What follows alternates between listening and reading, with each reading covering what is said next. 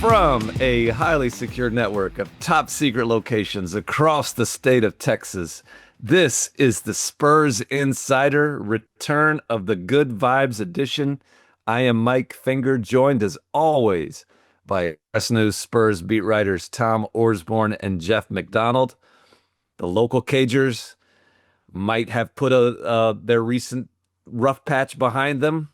The Spurs have another in a long line of all-star starters. Baldness is spreading across the locker room and the countryside. Shut up. In the words of Keldon Johnson to Jeff McDonald, why are you fighting it? Jeff, why are you fighting it? The good vibes, the baldness, everything. That's your question for me? Yes. Isn't that what Keldon Johnson asked you? I'm not fighting anything. I'm here for it all. Okay. Tom, are you fighting everything? No. I'm a lover, not a fighter. Okay. Well, things have been better. That we're again taping this on our usual Tuesday morning, which means there's a game Tuesday evening in Houston that Tom is in his secure location gearing up for, ready to cover what's turning into a bit of a I-10 rivalry again. And that should be a big one. We're not going to focus too much on that one today. We're going to look back on the week that was, look forward to the week that will be, and the Spurs heading into this recording of Good Vibes and what have you. Are they back? They've won 3 games in a row. We can talk about Victor Wembanyama making the All-Star team. Jeff, where do you want to start since you're not fighting it? Let's start with the All-Star team. That was the big news from yesterday. Okay. So start there. I thought that you were going to take some initiative, and you just met me. What is this? The Spurs were heading into to their pregame shoot around, the early evening, the early afternoon shoot around for a rare Martin Luther King Day matinee against the Utah Jazz, which I think Mitch Johnson said he had scheduled for 1:15. And the announcement came down at 1:14, and it went down to the wire. That's the setup for you, Jeff. Went down to the wire. Poor Victor had to wait till the last name was called again. He was the 10th of 10 starters announced yesterday for the All-Star team, All-Star game. Last year he was the last reserve announced, so I guess that was even more of a white knuckle moment because he almost didn't. There was a chance he didn't make it at all last year. This year, he would have been a reserve if he did not make the starting 5. But he made the starting 5 in the Western Conference, and he gives the Spurs their first guy to achieve that designation since one Kawhi Leonard in 2017. So, congrats to Victor, I guess. And it's just as much as his teammates were saying that they had no doubts that this would happen and how it was a mere formality, it really did end up being a pretty close call. It had to go to a tiebreaker, Jeff. Overtime. Explain the tiebreaker rules to the people. Explain the tiebreaker. How about this? Okay, so basically, let me see if I get this all right in my head.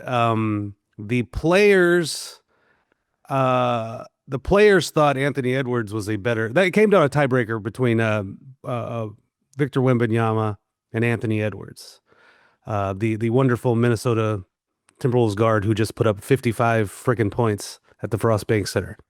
But the way it works is the fan vote is 50% of a player's score. The media vote is 25%, and the who's left? The other players vote is 25% of a player's score. And the players had Anthony Edwards ranked ahead of Victor. The fans had Victor ranked ahead of Anthony Edwards, but both of them out of the top 5. And it was the media that sort of forced that tie by voting Victor 4th and Anthony Edwards behind that. And so when you did all the fancy mathematical formulations there, they both ended up with a tied score. And in that case, it goes down to which of those two players received the most fan votes, which was Victor Wembanyama. He got the 6th most fan votes in the Western Conference. Anthony Edwards got the 7th most. And so Victor gets the nod. So if you're a Victor Wembanyama fan, you can thank the media for forcing that tie. And then you can pat yourself on the back because your work voting for Victor as fans is what pushed him past Anthony Edwards in the head-to-head tiebreaker. And if that's clear as mud, congratulations. We're all on the same page there. If that's clear as mud, wait till you get to the format of the All-Star Weekend itself, which Tom Oh my Orsborn gosh. will be covering for the Express News. We had a bit of an off-the-air podcast with some of the friends of the podcast about this last night, and it's just something else, man. Good luck to Tom Orsborn out in LA at the Intuit Dome. Okay, covering that. So let me throw some things out there. Okay, Okay. now it's the U.S. versus the world this year. Uh-huh. The U.S. gets 2 teams, the world gets 1, and they play like a round robin tournament, right? Uh-huh. So it just so happened with all the voting formulations that we just went through that 5 international players were voted in as starters. But what if 6 had been voted in? One of them just doesn't get to start, even though he was voted in as a starter, because there's only 1 international team. What do you do there? I have no idea. Jeff, as we mentioned last night, they're making this up as they go along. And everything they're doing this year is going to be thrown out the window next year. Trying to solve this problem that everyone says is a huge problem, that players don't play hard in the All-Star game. That's been a problem for as long as some of our listeners have been alive, that they're never going to solve. And they're jumping through hoops for something that doesn't matter a whole lot to begin with. But it's absurd. If you try to take any of it seriously, you're going to drive yourself crazy because it's all absurd. Well, you mentioned that issue. Okay, why are you cutting the U.S. in half? And who's going to play for U.S. pride when you have your side cut in half? All the best players in the world are on the international route. The international team might not win, but they have all the MVP candidates. Like everybody who wins the MVP these days is an international player. The international team is a huge favorite. It's silly. It's all silliness, but that's what All-Star games and All-Star weekends are supposed to be. And if you're a Timberwolves fan that is irate that Anthony Edwards isn't getting to start, well, he is. Like he's just going to start for the other U.S. team, and LeBron James. There'll be 15 starters. Yeah, LeBron James's streak of 21 straight All-Star starts is over. Well, no, it's not. Yeah, Kevin Durant's going to start. Anthony Edwards is going to start. LeBron James is going to start. Were you standing around last night, Jeff? We did pick up a bit of All-Star Weekend news. Maybe it was out there before, but it was the first time I'd heard it. I know what you're saying. He's not gonna participate in that beat. We were talking to our guy Steph Castle last night, and just in passing, I asked him. We were talking about All-Star or something or other, maybe the absurdity of this all, and I asked if he was going to take part in the slam dunk again, and he said, in so many words, absolutely not. No plans to do so. I don't know if that's breaking news on the Spurs Insider podcast, but you will not see Steph Castle in the slam dunk contest this year, Tom. Tom, are you excited about going? Yeah, sure. Yeah, it's the main stuff is the media availability before it, and I was looking forward to Steph Castle participating in the dunk again, but that's kind of a sad note there. But I can understand that he got robbed last year. Yeah. And I think just in greater terms, the way I think of the All-Star game is not necessarily the game itself. It's just kind of the honors that these people receive. And it's such a big deal for a guy like Victor Wembanyama. I don't want to single him out. Just anybody who grew up watching the game, loving the game, looking up to guys like LeBron James and Kevin Durant and Steph Curry, and to be part of the group and to be accepted into that group. Victor, as Jeff mentioned, didn't finish in the top 5 in the player voting, but he finished top 7, and he's starting to get the respect of his peers and the fans and the media, who count least of everyone, of course. It's a cool thing to see these guys get those honors. The game itself, you could take it or leave it. I got a hot take for the game, the format. Okay. What if we just go back to the East plays the West, and of course it's a bad game, whatever. Let's just go back and do that. At least it's going to happen at some point. At least it's straightforward. Back and forth to that makes sense. A decade now, more than that. You're trying to solve this problem that's not really that big of a deal. Sure, the game is putrid, but the game's never been that great.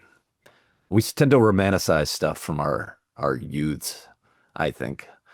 And it has gotten worse. Don't fight me. I'm not fighting that assertion that the defense has gotten progressively worse, but it was never that great. I sort of am. Depends on whose youth you're talking about here. Well, I think everyone's youth. Everyone romanticizes their youth. In Sure. some way, however long But ago it was better back in the day. Yep, back in my day at least. I think you think that, and it was better, but I don't think it was great. I said better. Anyway. I didn't say great. I said it was better. So we're all on the same page. That's great. We're all on the same page, which makes for a great podcast. That's enough all-star talk for now. That game is a month away, several weeks away. We can get to that more in future editions of the podcast.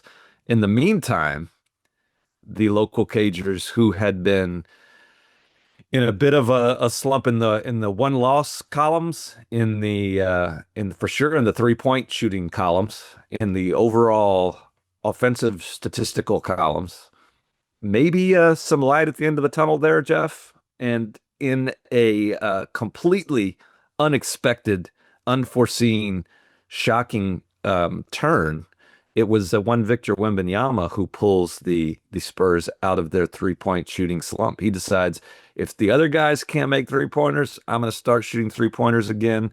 And that, to me, is brilliant. It was very much, it felt like if you want something done right, you have to do it yourself kind of situation. Because that guy, that had kind of been a pretty consistent storyline of the first few months of the season, is Victor isn't just launching threes the way he did his previous 2 years. In December, and again, he only played in 10 games in December, so maybe it's a small sample size, but he was only trying 3 a game, and he only had 2 of those 10 games where he never made 3 in any of those 10 games. 2 was his high in December. Then all of a sudden, the last 3 games, he's turning into Steph Curry. Was it last against the who'd they play last night? The Utah Jazz. Yeah. 7 of 12. Like, that was a high for makes and attempts for him this year. And it has, because he's hitting them, it has unlocked some of their offense that seemed to be stuck in mud there for so many weeks in a row. And I think his percentage for the season is up around 38, which is, really good for him. Like, if he can hit that clip, then kind of look out below. So we'll see how long it keeps up, just in terms of him actually shooting them. He did say last night, I might not take any next game. Who knows? And also in terms of them going in.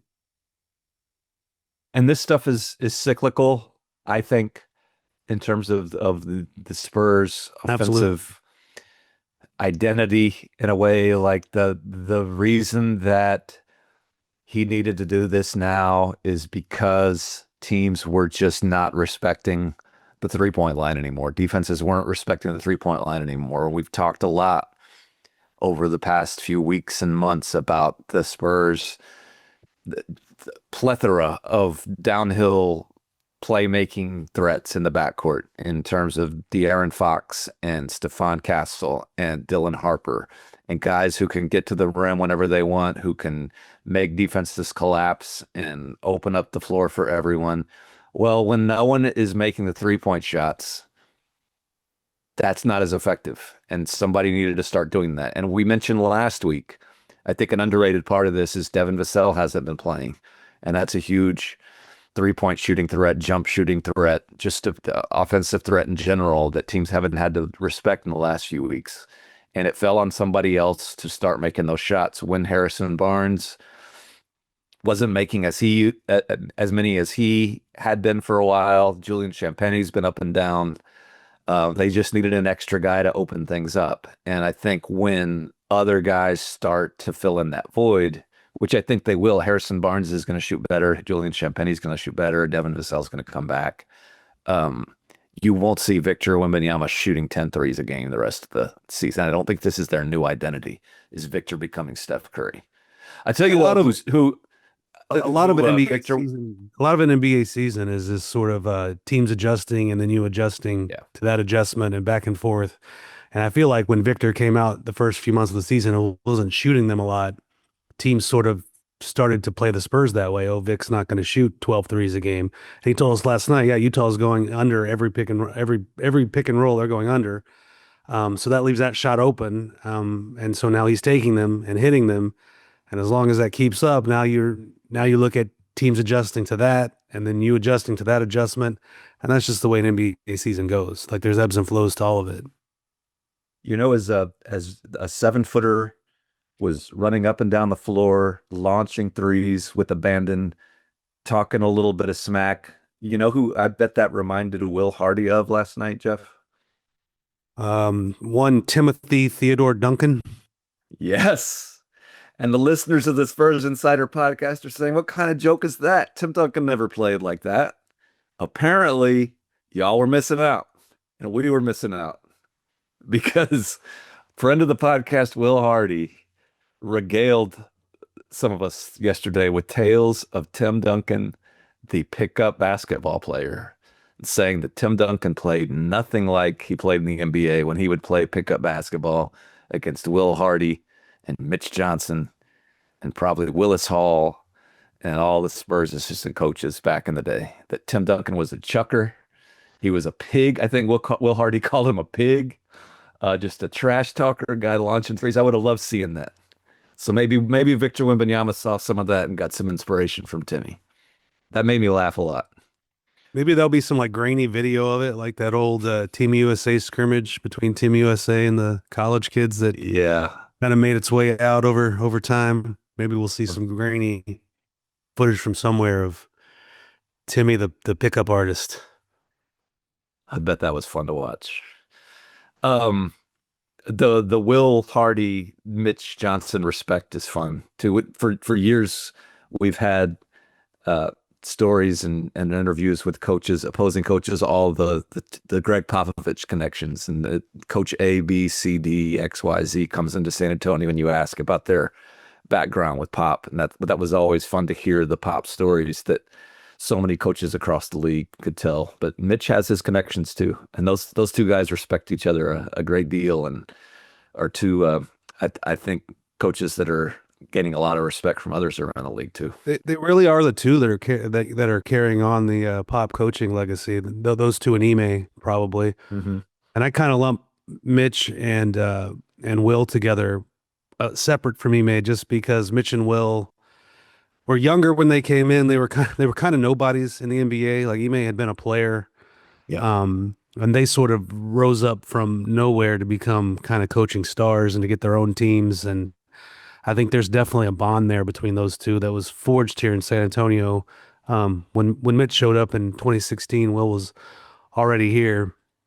And then when Mitch got promoted from the Austin staff to the San Antonio staff, he got promoted because Will Hardy got promoted from the development coaching staff up to the bench. So Mitch basically took the post that Will Hardy vacated to move to a full assistant coach role. So they do have a lot in common, a lot of bonds, and there was just a lot that tied them together. You know, What do you think of the? Go ahead, Tom.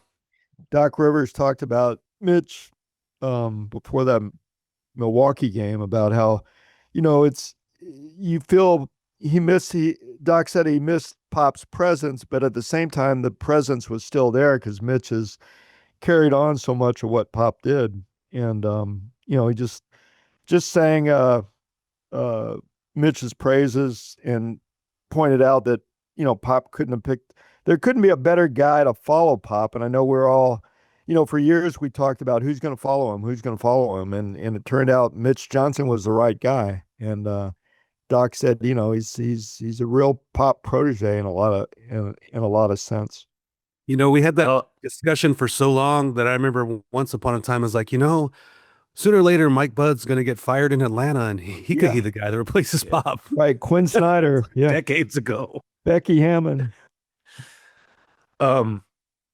This is going to sound outrageous too, but I'm not so sure that Pop's replacement is less intense on the sidelines than Pop was.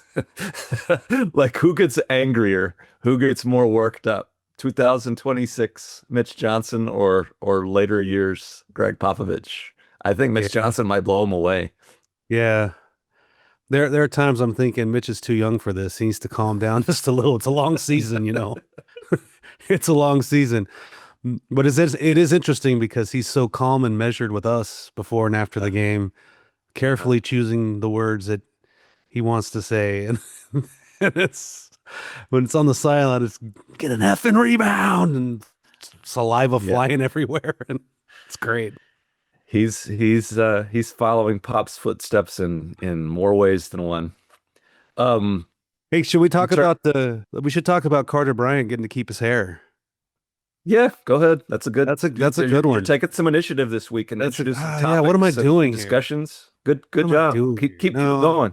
I don't like this new year, new me stuff. Sorry. I need to go back to being the old schlub, I think. Well, what do you think about Carter Bryant keeping his hair? I think it's a very, very funny story. I mean, number one, we all know Carter has had about a month now of just the dunk yips where it's been like the darndest thing. Like it was 4 or 5 times where he just, every time he went for a dunk, he knew he was going to blow it. One of those games the other night, he kind of decided midair not even to try the dunk, to try a layup, blew that one. One of the games, he finally got one to go down, but somehow found a way to basket interfere with his own dunk, so it didn't count.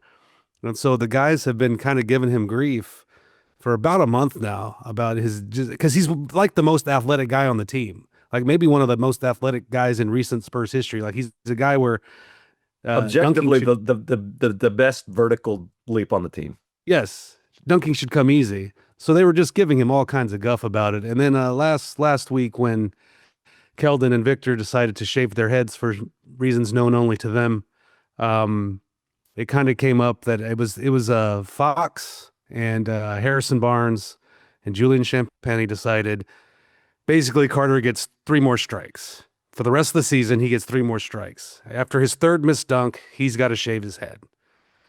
And and I guess he agreed to this. Carter Bryant did. Yeah. So I don't think as Mitch said, I don't think he had a choice.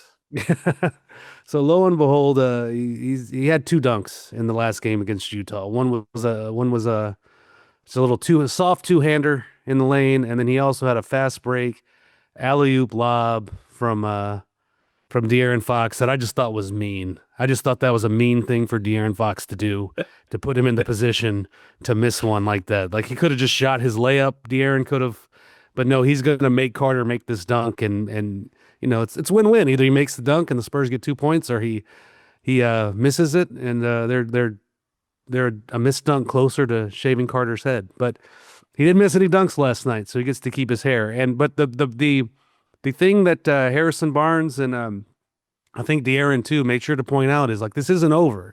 It's not like he got through one game not missing a dunk and the bet's off. He's got to make it through the rest of the year, and he gets 3 misses, or that hair's like coming the technical fouls. It's a cumulative thing over the course of the season. Just because you go game without a tech doesn't mean that you lower your risk of a suspension the next time. And it seems like it's all in good fun. It's fun. This team is very fun. They got a good locker room. Good vibes. I think they all like each other. I think that's just another sign of it, that they're able to kind of mess with each other in that way. Did you enjoy the Luke Cornett celebration of the Carter Bryant dunk last night? I did. He was the one that gave the assist to Carter for his dunk, and he had a nice little 2-handed celebration. Yeah, he's kind of the king of celebrations around here, isn't he? I don't know if you're going to put that one on a t-shirt. I think the other one's still better for t-shirt purposes, but yeah, it's pretty good. Yeah.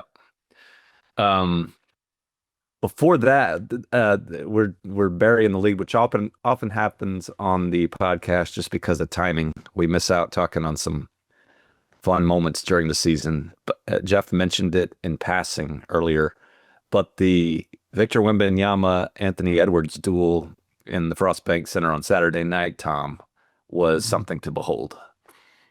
Yeah, it was. In the fourth quarter, them going back and forth late, but also that second period, Victor scores a gazillion points.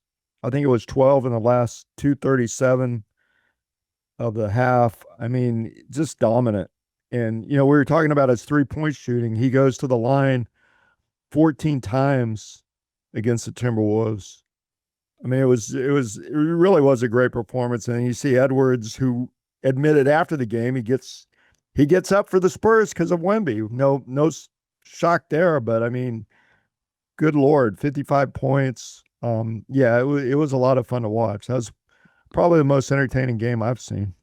By the way, This season. if Ann Edwards was getting up for Wemby before Monday afternoon, I think the results of the All-Star balloting might Yes. add a little bit to that too. Because Ann Edwards is a deserving All-Star starter for sure. It's not Wemby's fault though. He should have great. got in over Steph Curry. That's how I voted. Yeah. Yeah.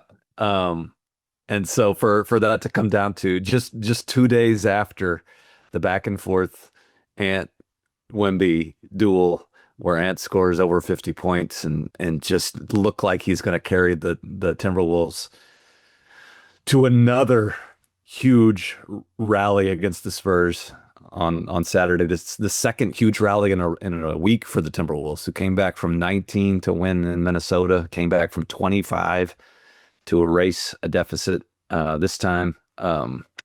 Pretty impressive. And then for those two to tie for the last spot for All-Star was too perfect. So I think the Spurs will never have to worry about not getting Anthony Edwards' best game when they meet in the next meetings, in the next years, in the next maybe playoff series to come. That could be a fun matchup. That could be the spring. That could be the spring. A true rivalry, unlike the other one we've talked a little bit about. The You're rivalry. trying to get us to talk about Chet again? Yeah. No, and that's, I think, not to rehash this whole storyline again, which has been hashed and rehashed far too many times. But I think that's just Victor's point with all this, is that his rivals are the Ant Edwards, the SGAs, the Jokic's, those type of players, not the very, very good role players on championship teams. I don't think it's Chet disrespect. I think he just chooses his. Can't figure rivals. out why everyone is asking about his rivalry with the third best player on some other Yeah, team. It'd exactly. be like asking Chet about his rivalry with Devin Vassell. Like in Vic's mind, it makes the same amount of sense. That's the point. Wemby, that game also, Wemby's always got a great quote. I asked him about his inexplicable decision to intentionally miss that free throw at the end. And what was your thinking? Not much thinking. I can guarantee you that. That was a funny moment. Great way to answer that question. Well, I mean, there's no other. That's when you just have to take and Right. realize I screwed up, because there's no explanation for No. why you intentionally miss a free throw up when you're up 3 points in the closing seconds of a game. I'm I think glad just- someone asked that question, though. It needed to be asked. Well, thank you, Jeff. Good job, Tom. Any other developments this week? Any trends you're watching, Jeff? Any insights on the Harper's second back. best team in the Western Conference? I just gave you 30 minutes of insights. Good Lord. I should have known better than to ask for a little more. Tom, you got anything? Well, Dylan had that little hit the wall slump, for 5 games, and seems to be back now. That's huge for them, just having him getting downhill like he was before. Yeah, I agree. The week ahead, Tom is covering the Rockets game in downtown Houston tonight. There's another game against Will Hardy and the Utah Jazz in Salt Lake City on Thursday, and then a showdown with the vaunted New Orleans Pelicans at the Frost Bank Center on Sunday evening, the week of NFL Championship Sunday. I know the eyes of Spurs Nation and the country at large will be watching that Spurs Pelicans showdown as the as the Super Bowl teams are decided. So that should be a big deal. Another week for good vibes, Tom, you think? The one tonight is the big one. 2-1. Is Markkanen back on Thursday? What's his injury status? That's 2 days from now. Yeah. Maybe too far into the future for this podcast to project. We will But I'm see. going 2-1. I see. Jeffrey, what do you think about the Yeah, I'll weekend? give them 2-1 as well. I don't know that they're going to get that game in Houston. I know they beat the Right. Rockets here earlier in the season in San Antonio. And they're definitely in the Rockets, the conversation with the Rockets and ahead of them in the schedule. But I just think the second night of a back-to-back on the road against a team that's going to beat the living daylights out of you. I'm gonna say the Rockets get that one. Yeah. Unwinnable? I wouldn't go that far. I wouldn't go that far. Sometimes you just stumble into The Rockets stuff. can't shoot. The thing is, the Rockets can't shoot. So if they get into some sort of outside of they have one of the greatest shooters in the history of the game, but outside of him, they're having the same kind of 3-point struggles that the Spurs were having. And so if you get a game where they just miss everything, then you got a fighting chance. Yeah. And the Spurs have won lots of games that they didn't think that people on this podcast didn't think they could win. So you never know. Hey, Tom, you remember that episode of the Sopranos when Tony Blundetto is walking down the street with his this lady friend, and he finds like this bag full of cash and narcotics on the side of the road. Like, Right. who does that happen to? Who does that happen to? But the thing is, sometimes when you stumble into something, it ends up being bad for you. That's all I'm saying. Yeah. That returned him to a life of crime. If he never found a stroke of good luck, he might have been better off. That's That's just to say, if you look lucky at one moment, you never know how it might change. It's a great analogy. Maybe Be careful what you wish for. be careful what you wish for is the point there. So that's all I'm saying. So we'll see how it works out. Anything else? I think this has just been a great podcast of Jeff showing initiative, coming armed with topics. And I'm just wondering if he has any suggestions for the conclusion before we go away. I think this is one that we could submit for awards in 2026. Let's bookmark this one. Yeah, we'll be sure to do that. We'll be sure to maybe come up with some ways to do it a little better next time. Until then, take care of each other and keep it real.